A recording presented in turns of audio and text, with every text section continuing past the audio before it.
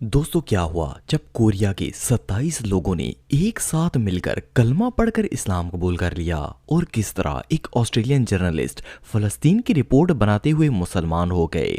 Plus कैसे एक ईसाई टिकटॉकर ने टिकटॉक पर ही इस्लाम कबूल कर लिया था। आज के इस वीडियो में मैं आपको कुफर छोड़कर इस्लाम कबूल करने वाले दुनिया के सबसे फेमस लोगों के बारे में बताने जा रहा हूं। तो शुरू करते हैं अपना काउंटडाउन। दोस्तों ये बात तो हम सब जानते हैं कि इस्लाम दुनिया के सबसे बड़े रिलीजन्स में से एक है और जैसे जैसे लोगों में आगाही बढ़ती जा रही है, इस मजहब के मानने वालों की तादाद में दिन ब दिन इजाफा ही होता जा रहा है।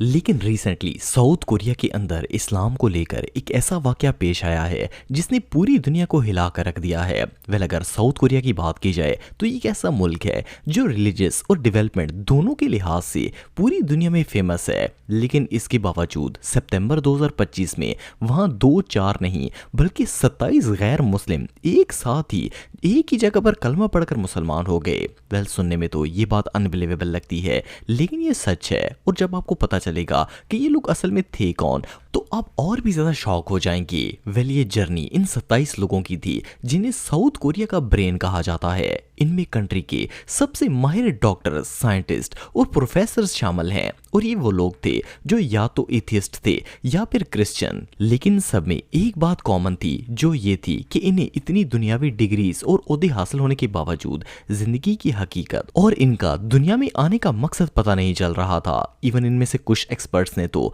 मुख्तलिफ रिलीजन्स को स्टडी भी किया, लेकिन इन्हें अपने सवालों के जवाब नहीं मिले। 2025 में इन्होंने कोरियन मुस्लिम फेडरेशन की तरफ से करवाए जाने वाले एक रिलीजियस कोर्स में एडमिशन लेने का फैसला किया। इसके बाद तमाम स्कॉलर्स ने एक ही दिन इस कोर्स को ज्वाइन किया और इस्लाम पर रिसर्च करना शुरू कर दी। जब इन लोगों ने कुरान का कोरियन लैंग्वेज में मुतालिया किया तो वो दंग रह गए। जो चीजें इन्होंने सालों साल किताबों में पढ़ पढ़ कर रिसर्च की थी, कुरान ने इनके बारे में 1400 साल पहले ही जिक्र कर दिया था। कायनात के वजूद से लेकर इंसान की पैदाइश और मौत तक इन्हें वो सब कुरान के अंदर मिला जो इन्होंने लाखों तजर्बात से हासिल किया था। आखिरकार ये सब इस बात को मानने पर मजबूर हो गए कि वाकई कोई ऐसी हस्ती है जिसने इस दुनिया को बनाया है और वो इस दुनिया को चला रही है। ये सब इस्लाम और कुरान से इतना मुतासर हुए कि इन्होंने हिदायत मिलते ही मुसलमान होने का फैसला कर लिया और सितंबर 2025 में ये सब के सब एक ही दिन कोरिया के सेंट्रल मॉस्क के अंदर इमाम के पीछे कलमा शहादत पढ़कर एक साथ मुसलमान हो गए। यहाँ तक कि इनके इस्लाम कबूल करने की वीडियोस इंटरनेट पर इतनी वायरल हुई कि इसने पूरी दुनिया को हिला कर रख दिया। इस बात में कोई शक नहीं है कि अल्लाह जब किसी को हिदायत देने के लिए चुन लेता है तो इस पर यकीन के तमाम दरवाजे खुल जाते हैं और ये 27 साइंटिस्ट, रिसर्चर्स और डॉक्टर्स अब इस्लाम के दामन में हैं।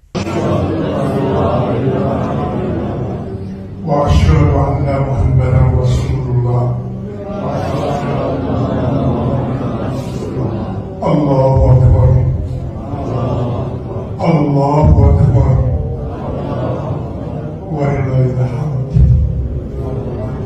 Robert Martin. दोस्तों रॉबर्ट ऑस्ट्रेलिया के सबसे फेमस और एक्सपीरियंस जर्नलिस्ट में से एक हैं। वैसे तो रॉबर्ट की जिंदगी में कुछ भी नामुकम्मल नहीं था, लेकिन कभी कभार सच की तलाश इंसान को ऐसे रास्तों पर ले जाती है जिसका इसने तसव्वुर भी नहीं किया होता। रॉबर्ट बेसिकली क्रिश्चियन मजहब से ताल्लुक रखते थे। ये इस्लाम को एक खतरनाक और शिद्दत पसंद मजहब समझते थे। इनका मानना था कि इस्लाम खवातीन के हकूक के खिलाफ है और ये जदीद दुनिया के साथ नहीं चल सकता। लेकिन इसके बरक्स रॉबर्ट एक बहुत ही ब्रेव जर्नलिस्ट भी थे। ये सच की खोज में कहीं भी पहुंच जाते और हकाइक की रोशनी में ही सच्चाई को परखते थे। लेकिन इनकी जिंदगी में सबसे बड़ा मोड़ तब आया जब इन्होंने फलस्तीन का दौरा किया और इसने रॉबर्ट की पूरी जिंदगी बदल कर रख दी। 2024 के आखिर में एज ए जर्नलिस्ट ये फलस्तीन के हालात को कवर करने के लिए गए हुए थे। जब ये अपनी टीम के साथ वहां पर डॉक्यूमेंट्री बना रहे थे तो इन्होंने बहुत से फलस्तीनियों से इंटरव्यू लिए। रॉबर्ट ने नोट किया कि इन लोगों के घर गिराकर इन्हें बेघर कर दिया गया है। इन पर तशद्दुद की इंतहा हो रही है, यहाँ तक कि इनके छोटे छोटे बच्चों को इनके सामने शहीद कर दिया जाता है। लेकिन इतना कुछ होने के बावजूद इन लोगों के लबों पर शिकवे का एक लफ्ज नहीं है, बल्कि ये बार बार अल्हम्दुलिल्लाह कह रहे थे और अपने मुसलमानों और अपने घर वालों की शहादत होने पर फख्र महसूस कर रहे थे। रॉबर्ट ये सब देखकर बहुत ही शौक थे। ये कैसा ईमान और सब्र है जिसे मौत की भी परवाह नहीं थी। सिर्फ इतना ही नहीं बल्कि वहाँ के मुसलमानों के इखलाक और अकीदे ने इनकी ज़मीर को झंझोड़ कर रख दिया। इन्हें एहसास हुआ कि इनका मीडिया जिस इस्लाम को दिखाता है और हकीकत में इस्लाम जो कुछ है इसमें ज़मीन आसमान का फ़र्क है। जब ये फ़लस्तीन से वापस आए तो इन्होंने कुरान का मुताला करना शुरू कर दिया। इनका कहना था कि ये कुरान में से खामियां निकालना चाहते थे, लेकिन कुरान करीम ने इनके अंदर की तमाम खामियां दूर कर दी। आखिरकार जनवरी 2025 में ये मेलबर्न की एक मस्जिद में चले गए और इमाम साहब से कहा कि ये मुसलमान होना चाहते हैं। अशहदु अल्ला इलाहा इल्ला अल्लाह अशहदु अन्ना मुहम्मदन रसूलुल्लाह। आज रॉबर्ट सिर्फ एक जर्नलिस्ट ही नहीं बल्कि इस्लाम के एक बड़े स्पीकर बन चुके हैं। ये इस्लाम के खिलाफ होने वाले हर प्रोपेगेंडे का जवाब देते हैं और दुनिया को बताते हैं कि इस्लाम अमन और इंसाफ का दीन है। इनकी स्टोरी वाकई ही में बहुत इंप्रेसिव थी। स्टीव वोंगसू, दोस्तों स्टीव का ताल्लुक इंडोनेशिया से है। ये कॉमेडियन और कंटेंट क्रिएटर हैं। लोग इनकी कॉमेडी को इतना पसंद करते हैं कि सोशल मीडिया पर इनके 6 मिलियन से भी ज्यादा फॉलोअर्स हैं। लेकिन सबको हंसाते हंसाते स्टीव की लाइफ में एक ऐसा लम्हा आ गया जिसमें इन्होंने अपनी जिंदगी का सबसे बड़ा और मुस्बत फैसला कर लिया। स्टीवन का ताल्लुक इंडोनेशिया के शहर सोराबाया से है। ये अपनी यूनिक चाइनीज इंडोनेशियन लुक और कॉमेडी के लिए टिकटॉक पर बहुत फेमस हैं। कहने को तो स्टीव का ताल्लुक एक ईसाई घराने से था, लेकिन ये बजाते खुद एक एथिस्ट थे।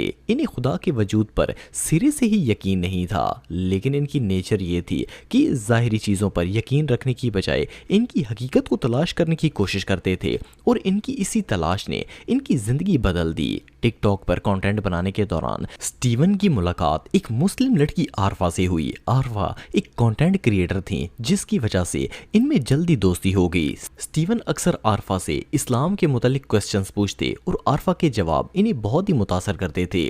आपको जानकर हैरानगी होगी कि अभी स्टीव ने इस्लाम कबूल भी नहीं किया था। ये वुजू करना और नमाज पढ़ना सीख गए थे, यहाँ तक कि ये अपने घर वालों से छुपकर रमज़ान के रोज़े भी रखा करते थे। इन्हें ये मज़हब इतना अच्छा लगा कि इन्होंने कुरान पाक का मुतालिया करना शुरू कर दिया और जब इन्होंने कुरान का तर्जमा पढ़ा तो वो ये देखकर हैरान हो गए कि खुदा को लेकर इनके दिल में जितने भी शक व शुबहात थे, कुरान में इन सब सवालों के जवाब मौजूद थे। आखिरकार स्टीवन ने फैसला कर लिया कि वो ना सिर्फ अपनी फैमिली बल्कि पूरी दुनिया के सामने इस्लाम कबूल कर लेंगे। 23 मार्च 2025 को वो मस्जिद गए और इमाम साहब के पीछे कलमा शहादत पढ़कर मुसलमान हो गए। इलाहा इल्लल्लाह व अशहदु अन्ना मुहम्मदर रसूलुल्लाह। स्टीवन का कहना था कि इस्लाम कबूल करने से पहले ये एक बिखरे हुए इंसान थे, लेकिन इस्लाम ने इन्हें मुकम्मल कर दिया है। आज अल्हम्दुलिल्लाह स्टीवन एक मुसलमान है और इन्हें इस्लाम कबूल करने पर फख्र है।